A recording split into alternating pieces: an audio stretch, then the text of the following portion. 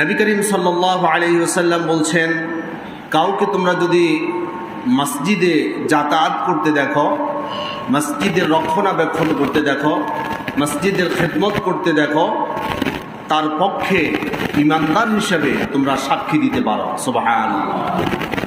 আসুন রাসূলের হাদিস থেকে আমরা জানার চেষ্টা করি।